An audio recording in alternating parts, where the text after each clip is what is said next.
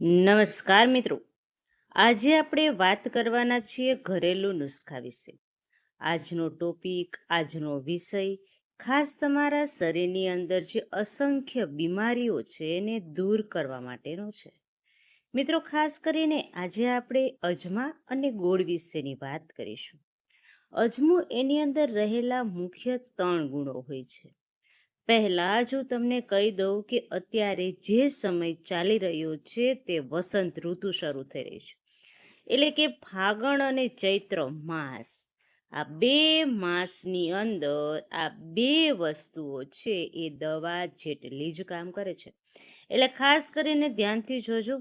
હવે પછીના જે 2 મહિના આવવાના છે, કહી દઈએ કે બીમારીઓનું ઘર છે. ખાસ કરીને આ મહિનામાં વધારે પડતા શરદી, ઉધરસ, તાવ આવી બીમારીઓ આવતી હોય છે. તો આજે આપણે અજમા અને ગોળના દેશી ઈલાજ વિશે વાત કરીશું. અજમો અને ગોળની અંદર 3 મહત્વના ગુણો હોય છે: એન્ટીફંગલ, એન્ટીવાયરલ, એન્ટીબેક્ટેરિયલ. અને આને લીધે જ શરીરની અંદર જે અસંખ્ય બીમારીઓ ઘર કરે છે એને રોકવાનું કામ અજમા અને ગોળની અંદર ફાઈબર, આયર્ન, ફોસ્ફરસ, આ સિવાય પણ ઘણા બધા ગુણધર્મ રહેલા છે. મિત્રો, સૌથી પહેલો ફાયદો આપણે જોઈએ તો આપણા પાચન તંત્ર ઉપર આધારિત છે. અજમો અને ગોળ એ આપણે 3 રીત છે એના દ્વારા સેવન કરી શકીએ છીએ. અને આ સેવન કરવાથી તમને ગજબનું પરિણામ જોવા મળે છે.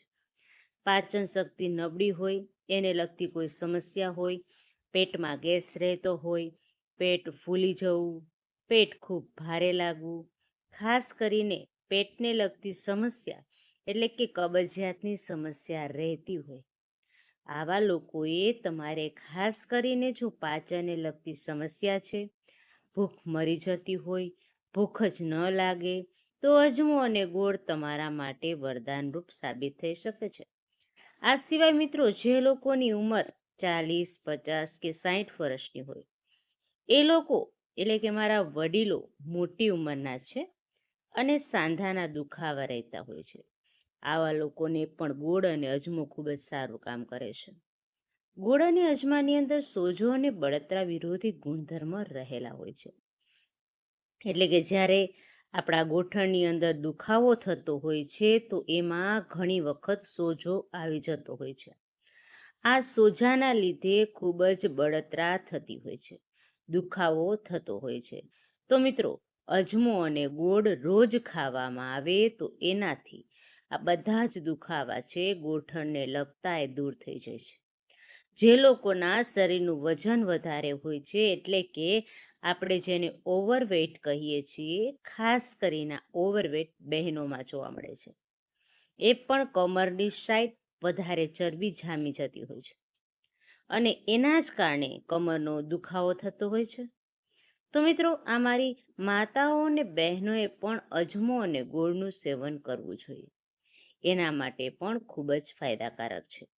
અત્યારે જે સિઝન ચાલી રહી છે એમાં ખાસ કરીને ફાગણ માસ શરૂ થશે, ચૈત્ર વસંત ઋતુનો માસ શરૂ થશે, એટલે બીમારીઓ, કફ, શરદી, ઉધરસ, એકદમ કફ ઘટ થઈ જવો, ગળામાંથી કફ બહાર ન નીકળવો, આ બધી જ સમસ્યા થશે. ત્યારે પણ આ રામબાણ દેશી દવા બનીને આવે છે. મિત્રો, હવે હું તમને એનો પ્રયોગ બતાવીશ.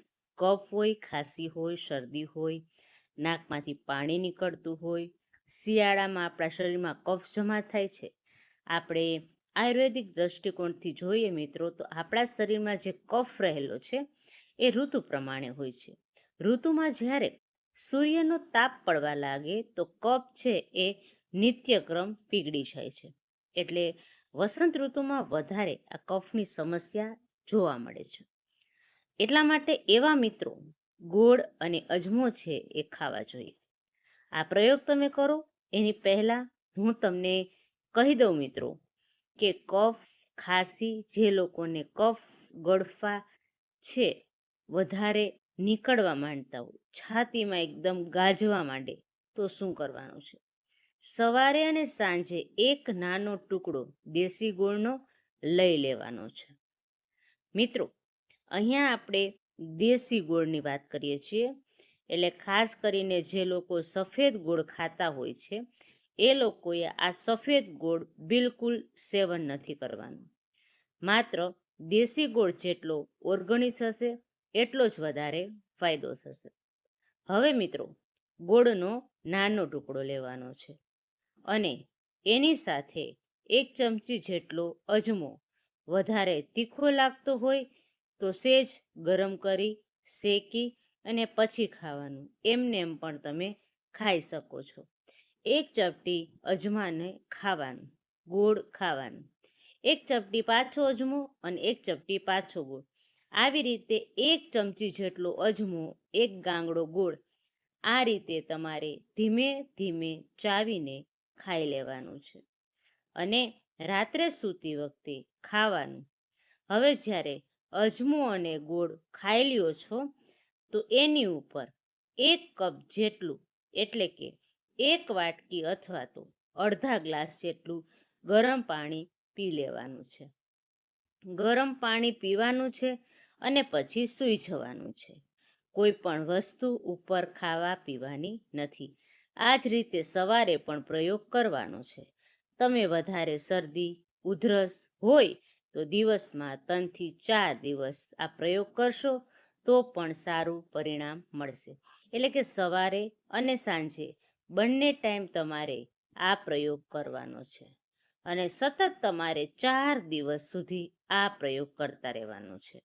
ખાસ કરીને જો વજન વધારે હોય, તમે વજન ઘટાડવા માંગો છો, તો આની અંદર ચયાપચયની ક્રિયા, મોટાબોલિઝમ, આ 2 વસ્તુ કામની વસ્તુ છે.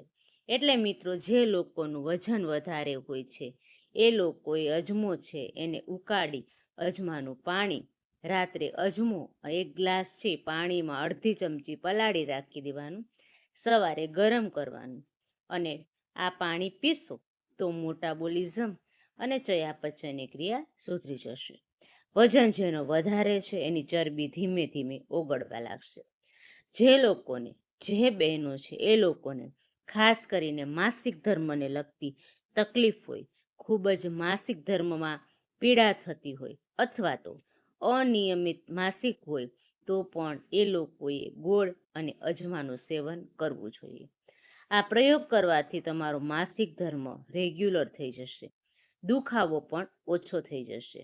એટલે કે મિત્રો, તમારે માસિકના અઠવાડિયા પહેલાં જ અજમા અને ગોળનો પ્રયોગ ચાલુ કરી દેવો જોઈએ, જેથી કરીને માસિકની તારીખ આવે ત્યાં સુધીમાં તમને ઘણો બધો ફેર પડી શકે. બીજી વસ્તુ, તમારે 1 ચમચી અજમો ખાવાનો છે. એનાથી વધારે અજમો ખાવાનો નથી, કારણ કે અજમો તાસીરથી ગરમ હોય છે. તો ખાસ કરીને એ વાતનું ધ્યાન રાખવાનું છે કે જે લોકોને બ્લડ પ્રેશર છે એ લોકોએ પણ આનો પ્રયોગ નિયંત્રણમાં કરવાનો છે. હાર્ટને લગતી સમસ્યા છે તો એ લોકોએ પણ ડૉક્ટરની સલાહ લઈને જ પ્રયોગ કરવાનો છે. અથવા તો મિત્રો, તમને ચામડીની એટલે કે સ્કિનની નાની મોટી સમસ્યા રહેતી હોય, ફંગલ ઇન્ફેક્શન હોય, સ્કિન ઇન્ફેક્શન હોય, તો આ ઉપચાર કર્યા છતાં પણ સમસ્યા નડતી હોય તો તમે અજમો અને ગોળનું સેવન કરી શકો છો. સામાન્ય રીતે આ લોકો આ અજમાનો પ્રયોગ કરે છે એ લોકોને ઘણા બધા દુખાવા પણ મટી જતા હોય છે. જે લોકોને વારંવાર સિરસ નીકળતી હોય છે એ લોકો પણ આનો પ્રયોગ કરી શકે છે. આ સિવાય ઘણી બધી બીમારીઓ જેને હોય છે, એટલે કે ફેફસાને લગતી બીમારીઓ હોય છે, શ્વાસને લગતી, શ્વાસ નળી છે એ ચોખ્ખી નથી હોતી એને લગતી બીમારી હોય છે, અવાજ બેસી ગયો હોય છે, કફ થઈ ગયો હોય છે, એ લોકો પણ આનો પ્રયોગ કરી શકે છે. એ પણ ખૂબ જ ફાયદાકારક છે. મિત્રો, હવે આપણે વાત કરીએ સાવચેતીની, કે શું સાવચેતી રાખવાની છે. જે લોકોના શરીરની પિત્ત પ્રવૃત્તિ હોય છે અથવા તો જેના શરીરમાં બ્લીડિંગની સમસ્યા હોય, શરીરમાં વારંવાર બળતરા ઉપડી જતી હોય, તેની તેજા ગરમી હોય, આવા લોકોએ અજમાનું સેવન નથી કરવાનું, કારણ કે અજમો અને ગોળ બંને તાસીરમાં ગરમ છે. એટલે તમારું શરીર ઓલરેડી ગરમ જ છે, તો આ ગરમ વસ્તુનું તમારે બિલકુલ સેવન નથી કરવાનું. આ સિવાય જે બહેનો પ્રેગ્નન્ટ છે, એટલે કે જે લોકોને પ્રેગ્નન્સીનો સમયગાળો ચાલી રહ્યો છે, એ લોકોએ પણ આ પ્રયોગ કરવાનો નથી. આ સિવાય કોઈ સમસ્યા ન હોય તો તમે આનો બિંદાસ પ્રયોગ કરી શકો છો અને 100% ફાયદાકારક પણ નીવડે છે. પણ ખાસ યાદ રાખજો મિત્રો, હજી હું તમને કહું છું, 1 ચમચીથી વધારે તમારે આ ખાવાનો નથી. તો મિત્રો, આ ખાશો તો તમારા શરીરની અંદર 90% બીમારી ઓટોમેટિકલી દૂર થઈ જશે. અને ઘણા બધા અમારા ક્લાયન્ટે આ પ્રયોગ કરેલો છે અને સારું રિઝલ્ટ પણ મેળવેલું છે. તો મિત્રો, તમે પણ આ પ્રયોગ કરો અને તમને પણ કોમેન્ટ સેક્શનમાં જણાવજો કે તમને આ વિડીયો કેવો લાગ્યો છે. તમે વિડીયો જોયો હો એ બદલ તમારો ખૂબ ખૂબ આભાર. જો વિડીયો ગમ્યો હોય તો વિડીયોને લાઈક કરો, ચેનલને સબસ્ક્રાઈબ કરો અને કોમેન્ટ સેક્શનમાં જય માતાજી જરૂરથી લખજો, જેથી કરીને માતાજીની કૃપા તમારા અને તમારા પરિવાર પર બન્યા રહે. અને હા મિત્રો, તમને કોઈ પણ જાતની સમસ્યા મૂંઝાવતી હોય, એટલે કે કોઈ પણ જાતની સમસ્યા હોય તો પણ તમે અમને કોમેન્ટ કરીને પૂછી શકો છો.